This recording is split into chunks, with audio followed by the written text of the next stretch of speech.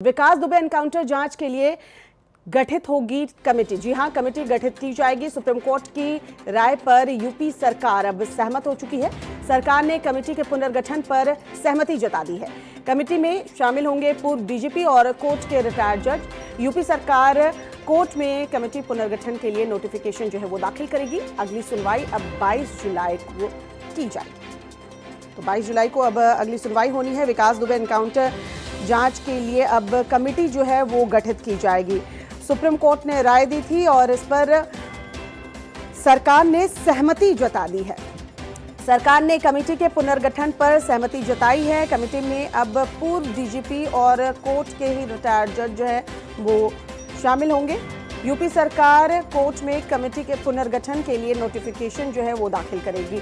हालांकि सरकार की तरफ से यही कहना था कि रिटायर्ड जस्टिस से जांच कराई जा रही है और एक कमेटी गठित की गई है। एकल ये कमेटी थी जिसमें रिटायर्ड जस्टिस थे जो जांच कर रहे थे और उन्हें रिपोर्ट जो है वो उस पूरे मामले में सौंपनी थी। लेकिन अब सुप्रीम कोर्ट की राय के बाद कमेटी के पुनर्गठन के बाद सरकार जो है उस पर सहमत हो गई है। अब नोटिफिकेशन जल्द ही दाखिल किया जाएगा कमेटी के पुनर्गठन को लेकर, जिसमें पूर्व डीजीपी भी अब शामिल होंगे और कोर्ट के एक रिटायर्ड जज जो हैं वो शामिल होंगे। अमित दुबे हमारे सहयोगी इस वक्त हमारे साथ फोन लाइन पर जुड़ चुके हैं। अमित, जानकारी चाहेंगे।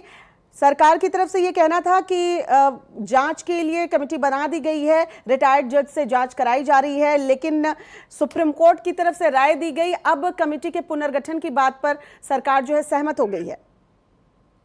देखिए, सरकार ने भी ये बात मानी है क्योंकि 22 तारीख को फिर से सुनवाई है। जो यूपी सरकार से रिपोर्ट मांगी है खास तौर पे कि किस तरह से इतना बड़ा दुर्दांत अपराधी जो है इतने केसों के बावजूद जेल से बाहर रहा है, उसके हर पहलू को देखा जाएगा।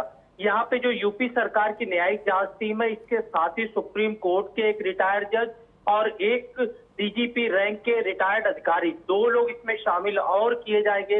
इस बात पे भी यूपी सरकार भी इस बात को मान रही है और सुप्रीम कोर्ट ने भी लगभग यही बात कही है। और जब यूपी सरकार अपनी रिपोर्ट देगी कि किस तरह तब तक वो जमानत पे बाहर बना रहा और उसके बाद जो है खास तौर पे जिस तरह से जो जांच कमेटी लगातार जांच करे, चाहे एसआईटी की बात करें या न्यायिक प्रक्रिया की बात करें, सीजेआई ने ये भी साफ किया है कि पहले चर्चा इस बात पे होगी कि जो जांच चल रही है वो जांच की हद तक सही है और क्या उन जांच एजेंसियों से एसआईटी या जो यूपी सरकार की जांच टीमें हैं क्या वो सही काम कर रही है। तो पहले बहस इस पे होगी जब 22 तारीख को रिपोर्ट आएगी और उसके बाद इस पे ऑथेंटिक मोहर और लग जाएगी। अमित, आज जो सुनवाई हुई उस दौरान और क्या कुछ निकलकर सामने आया है? एक तो कमेटी के पुनर्गठन की बात हुई है।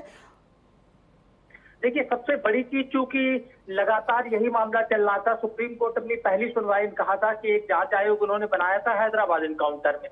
यहाँ पे जो यूपी पुलिस के जो वकील थे हरीश साल्वे, उन्होंने साफ किया कि हैदराबाद और यहाँ पे यूपी में काफी डिफरेंस है। वहाँ बलात्कार का केस था, यहाँ पे 8 पुलिस वालों की हत्या का मामला था। इस पे भी सीजीआई ने धीमी आवाज में टिप्पणी की कि वहाँ भी बलात्कार के साथ हत्या हुई थी और यहाँ भी हत्या ही हुई है, यानी मामला बहुत ज्यादा अलग नहीं है। और ऐसे में चूंकि पुलिस का काम है कि अपराधी को पकड़ना और कोर्ट में पेश करना, इस पे भी जो हरीश साल्वे ने साफ किया कि इस तरह की चीजें काफी बार हुई है, लेकिन इतने केसों के बावजूद अपराधी बाहर था। इस पे सीजेआई ने कहा कि आखिर इतने आरोप होने के बाद कैसे अपराधी बाहर रह सकता है और इसे लेके ही रिपोर्ट मांगी गई है। अब जो ये रिपोर्ट होगी कि अब तक कितने केस थे, उसके ऊपर कौन कौन गवाह थे, कैसे मुकर गए, कैसे उसे जमानत दी, इन सारे पहलुओं पे सुप्रीम कोर्ट विचार करेगी। जी, बहुत बहुत शुक्रिया अमित तमाम जानकारी के लिए।